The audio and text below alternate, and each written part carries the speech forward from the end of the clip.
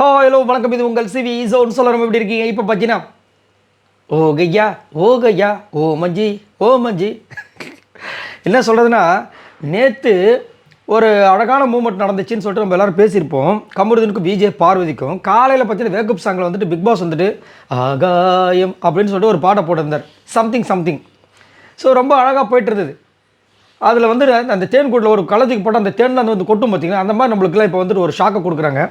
என்னென்னா கமருதீன் வந்துட்டு அப்பா ரொம்ப கஷ்டம் அவரை புரிஞ்சுக்கிறதே. ஒரு நாள் ஒரு வார்த்தை சொன்னார், உங்கள் எல்லாருக்கும் ஞாபகம் இருக்கான்னு சொல்லுங்கள். என் கிட்ட வந்துட்டு பொண்ணுங்க வாழ்கிறதே கஷ்டம் அவரே சொல்லியிருப்பார். உண்மையாகவே நான் சொல்கிறேன் பார்வதி, என் கூட பொண்ணுங்க வாழ்கிறதே கஷ்டம், என் கூட நீ இது பண்ணாத, நான் வந்து அப்படி தான் அப்படின்னார். அது உண்மையாக அவரே வந்து நிரூபிக்கிறார் அப்பப்போ. இப்போ பார்த்தீங்கன்னா ஒரு பெரிய சண்டை வருது. ஏன் அதுவும் வந்து இப்போது ஒரு லவர் ஆகிட்டாங்க. இப்போ ஒரு அங்கீகாரம் எல்லாருக்கும் தெரிஞ்சு போச்சு. அம்மாவும் வந்து அம்மாக்கிட்டையும் பேசியாச்சு. அப்படின் போது என்ன பண்ணணும்னா அவங்களுக்குள்ளே பேசி தீர்த்துக்கணும்.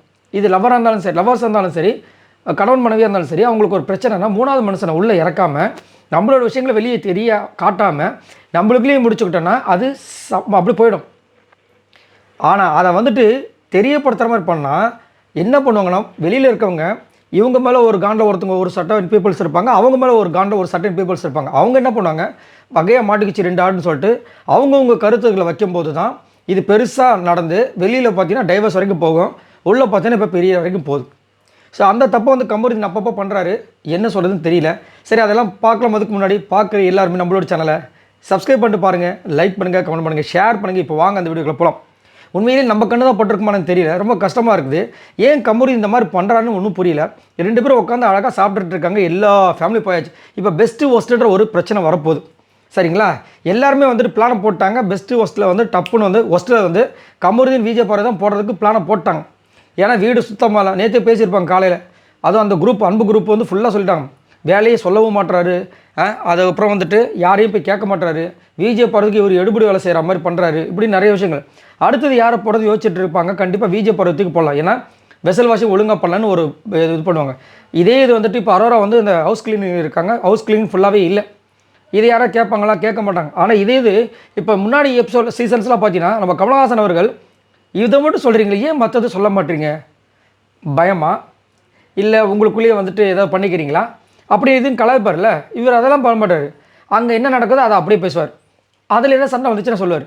அதில் சண்டை வந்ததை கவனிக்கிற விஜய் சேதுபதி அவர்கள் ஏமா ஒரு வாட்டி இவங்களே வந்து ஒஸ்ட்டு பர்ஃபார்மன்ஸ் சொல்லிகிட்டே இருக்கீங்களே, இது வரைக்கும் சுபிக்ஷா இது வரைக்கும் ஜெயிலுக்கு போனது கிடையாது, இன்னும் நிறைய பேர் வந்து ஜெயிலுக்கு போகாமல் இருக்காங்களே, அதெல்லாம் ஏன் சொல்ல மாட்டீங்க அப்படின்னு ஏதாவது இது வரைக்கும் கேட்குறாங்க. அப்போ அவங்களாம் பர்ஃபெக்டாக இருக்காங்களா? அப்போ பர்ஃபெக்டாக இருந்தால் பெஸ்ட்டு பர்ஃபார்மன்ஸ்க்கு வந்துருக்கணும். ஏன் இது வரைக்கும் பெஸ்ட் பர்ஃபார்மன்ஸில் வரல? கேட்கணுமா கேட்கக்கூடாதா சொல்லுங்கள்? சுபிக்ஷா இது வரைக்கும் பெஸ்ட்டு பர்ஃபார்மன்ஸில் வந்தது கிடையாது. அதுக்கப்புறமா சபரி இது வரைக்கும் பெஸ்ட்டு பர்ஃபார்மன்ஸில் ஒரு வாட்டி வந்திருக்காரு. ஆனால் ஜெயிலுக்கு இது வரைக்கும் போயிருக்காரா? கிடையாது. சுபிக்ஷா போனது கிடையாது. இது மாதிரி நிறைய பேர் இருக்காங்க. அப்போ அவங்களாம் வந்து சூப்பரான ஒரு ஆட்களா? அப்போ ஏன் அவங்க சூப்பராக இருக்கும்போது இதுக்கு வர முடியல?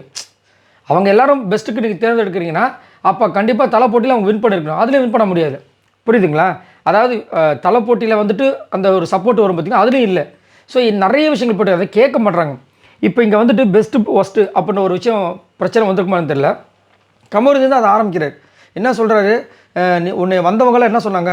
நீ நல்லா இல்லைன்னு சொன்னாங்களா, இல்லை உன் ட்ரெஸ் இந்த மாதிரி சொன்னாங்களா? வேலை செய்யலன்னு தானே சொன்னாங்க அப்படின்றாரு. ஏன்டா வேலை செய்யலாம், அதுக்கு என்னடா பண்ண முடியும்? இப்போ என்னென்னா அதுதான் உன்னோட ஒஸ்ட்டு. அந்த இதை வந்து மாற்றிக்க. இப்போ முதல்ல வந்துட்டு நீ ஒரு மாதிரி வம்படியாக பேச, இப்போலாம் வந்து அதெல்லாம் மாற்றிருக்கேன்னு சொல்ல. இப்போது அரோராவையும் ஏதாவது சொல்லுவாங்களா? சொல்ல மாட்டாங்க. அப்படின்ன உடனே நம்ம விஜய் பாரு சொல்லுங்க, பாரு அரோரா பற்றியில் இங்கே பேசுகிற வச்சுக்காது. எனக்கு அந்த குரூப்பை பற்றி பேச வேணாம், எனக்கு விருப்பமே இல்லை அப்படின்ட்டாங்க. இல்லை நான் சொல்கிறேன் அப்படின்ட்டு அடுத்தது என்ன ஆரம்பிக்கிறாரு, இவரே தான் பேசுகிறாரு. இப்போயும் இன்னொன்று சொல்லிட்டேன், இந்த சப்போஸ் நீ எவிக்ஷன் ஆனால் என்னை காரணம் சொல்லக்கூடாதான்.